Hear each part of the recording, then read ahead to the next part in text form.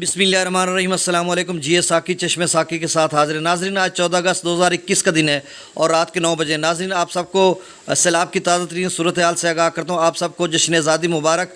یہ جو ویڈیو آپ دیکھ رہے ہیں ناظرین، یہ سلال ڈیم کی انتظامیہ نے چند منٹ پہلے جاری کی ہے، جس میں تمام ڈیمز کے تمام سپلز وے کو چراغاں کیا گیا ہے، illuminate کیا گیا ہے۔ اور چونکہ کل جو انڈیا کا یوم آزادی ہے 15 اگست کو، تو اس حوالے سے ڈیم کو پوری طرح سے سجایا گیا ہے۔ تو اس حوالے سے میں آپ کو اپڈیٹ کرتا ہوں کہ وہاں پہ کیا پوزیشن ہے، اس کا اخراج کتنا ہے۔ تو آپ سب سے گزارش ہے کہ میرے اس چینل چشمے ساکی کو سبسکرائب کریں اور بیل آئیکن کو پریس کریں تاکہ لیٹسٹ ویڈیو کا نوٹیفیکیشن آپ تک پہنچتا رہے۔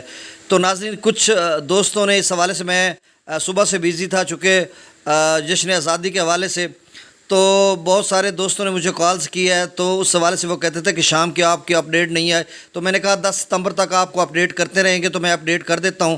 تو سلال ڈیم کی انتظامیہ یا اپنے جو ذرائع ہیں میرے، وہ اس ذرائع سے میں نے یہ ویڈیو لی ہے۔